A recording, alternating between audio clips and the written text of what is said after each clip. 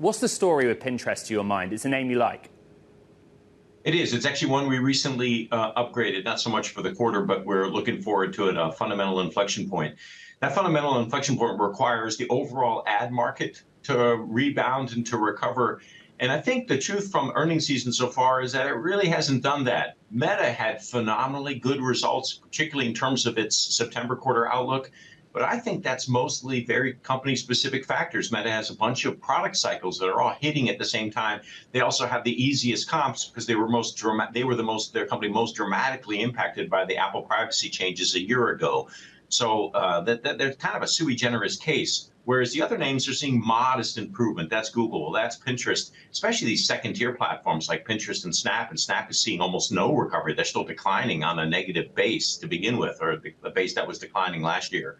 So Pinterest, we still need it's kind of still TBD, but we still like the call because we think that eventually we're going to get this recovery in the ad market. And then we're seeing a lot of initiatives at Pinterest that are starting to show up in terms of accelerating user growth, nice solid growth and engagement. We just need the advertisers to start clicking in. And I think that this partnership that they're rolling out with Amazon in the back half of the year will kind of unlock that advertiser interest. So that's why we're long and we like Pinterest as a buy.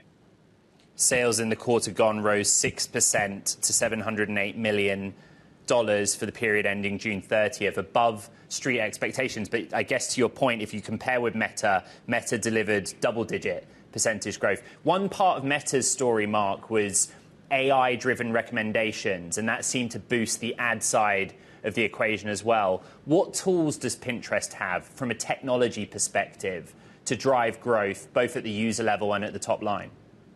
Well, they also are applying AI to figure out better which content to put in front of their users to help advertisers better target ads, and then soon to create creative.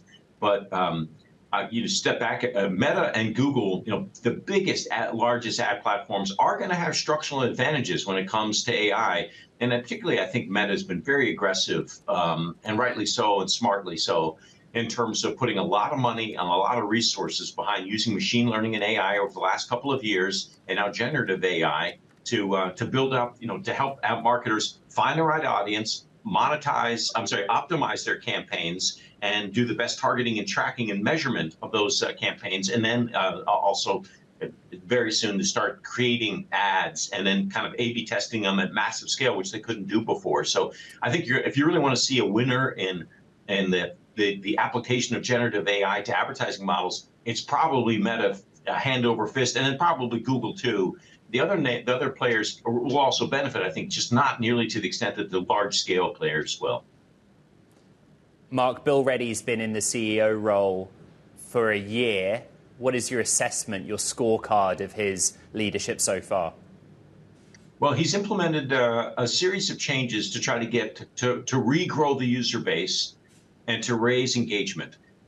It looks to me like he gets a B+ and A- for doing that. I mean, since he's joined the company, you've started to get accelerating user growth again. They're doing about 450 million MAUs. It's growing, solidly 7% year over year. That's pretty good growth for a business of that base. And you're starting to see more engagement. Some of the metrics that they talk about, like sessions or saves per user, those are all growing faster than the number of users. So you're seeing rising engagement. So he gets kind of a B+, A- for that. What's still TBD, so whatever, that's a B-, is on the advertiser side. There's some numbers he's thrown out about the small percentage of Pinterest advertisers who've adopted their tools and are spending a lot faster, like 30% growth year over year. I just want to know whether that's going to expand and cover half of the Pinterest advertiser base, and whether he can really get new types of advertisers onto the platform. So that's kind of what we're really watching for. And it'll be simple. It'll show up in the revenue growth numbers. And we won't just have revenue growth go from 6% to 7% to 8% year over year. I mean, it should get chunky. It should go 15%, 20%. That'll be the real test and the proof of whether he's succeeding in terms of getting advertisers to unlocking advertiser spend. I know it's been 36 hours since Uber posted its numbers, but I wanted to get your take. A milestone with surprise profitability, operating profit on a GAAP basis. But the market seemed to sell the shares on sort of longer term growth concerns, how they continue growing, I guess at the brighter level, but also like the future of this business beyond its legacy, Mark? I think you set it up right, except I just layer in one other thing, which is as we've gone, through earnings season, it's a high bar quarter. That wasn't the case the last two quarters. Stocks had been so beaten down last year in terms of estimates cuts and multiple deratings.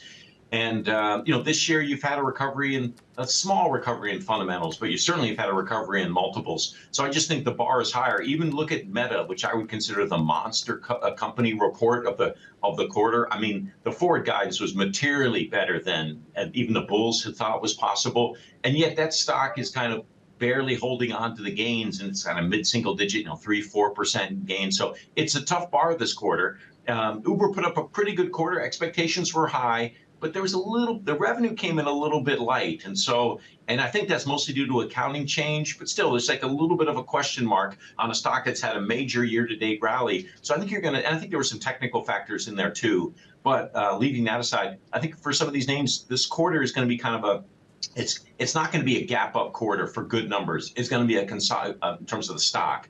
It's going to be a kind of a consolidation quarter, and companies are going to kind of be flattish or down mid-single digit percent.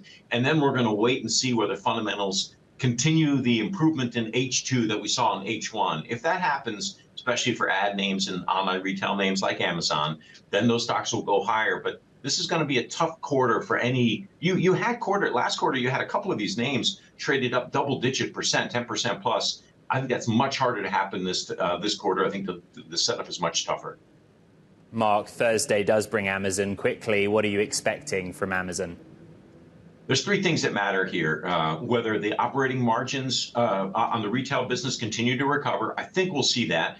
Whether the online retail revenue growth rates kind of stable and maybe even start to accelerate based on recent positive data points, I think we'll see that. It's less certain to me. But then the most important thing is whether AWS reaccelerates. So the way we phrase it is, will the CFO use the A word, i.e. as an acceleration? And look, if AWS growth reaccelerates, I think you'll see a lot of follow through on the stock. I think the stock can go higher. I just don't know whether they will be able to see that. They didn't see it in the June quarter, I'm pretty certain. Whether they're starting to see signs of that in the September quarter is a big unknown to everybody. So that's going to be the most important thing to glean from that earnings call.